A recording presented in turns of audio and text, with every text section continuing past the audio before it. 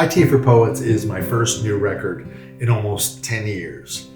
The title comes from a line in one of the songs where I refer to funerals and death as high tea for poets, which for me is the time when artists get to work doing what they do, reflecting life back to us and giving us art, in this case music and song, that maybe helps a little bit to see ourselves and our worlds and just feel life, which in the last few years, for most people, it's been pretty much one challenge after another. And maybe that's okay when you know that from challenge comes life.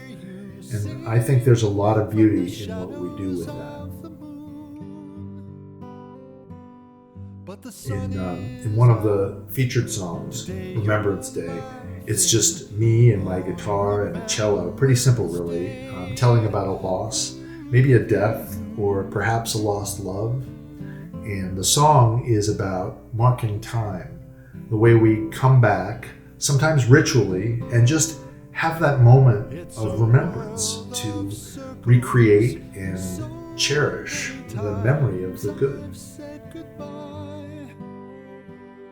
But today I came here searching for you on Remembrance Day, burning with the sun,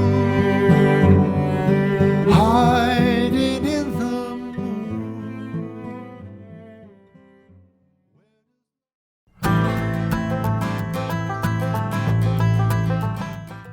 The style of most of the record is performed using only traditional bluegrass instruments, which I wanted to give it an acoustic string band feel, closer.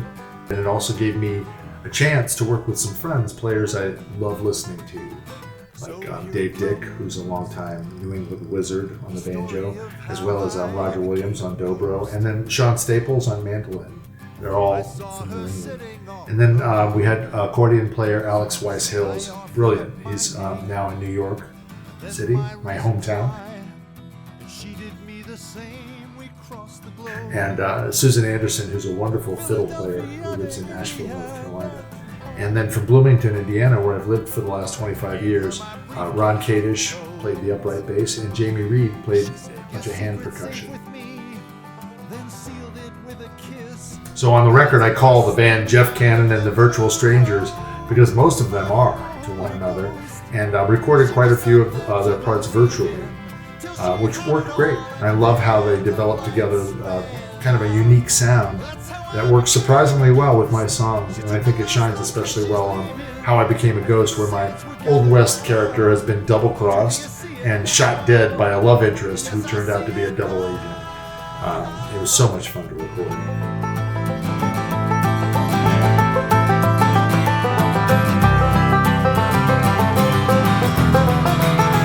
She packed a gun.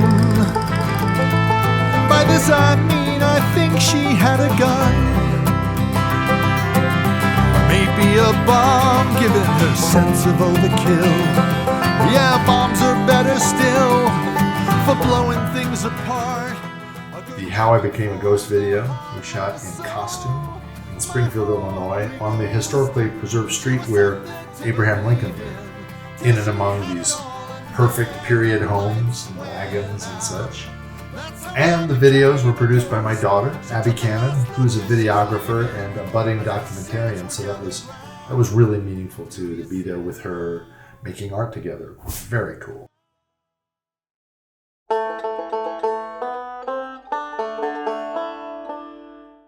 Another song we had a ball filming is Big Switch, which for that we used a large vehicle junkyard that we found off in the middle of nowhere in Martinsville, Indiana.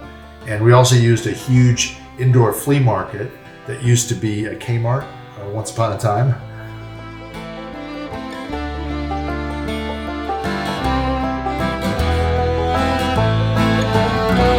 Big switch on my back as I lie here awake. Ah, look out, the trade winds are blowing.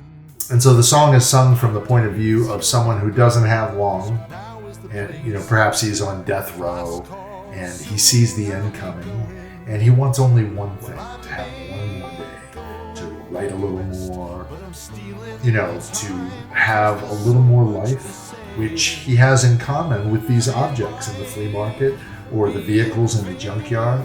They're all things lost or forgotten. And that's, in some ways, I think, the subtext of this album. And I'm grateful to have these songs come in and to be able to get out and share them. But I'm mostly grateful in general for High Tea for Poets, which, is kind of like my one more day.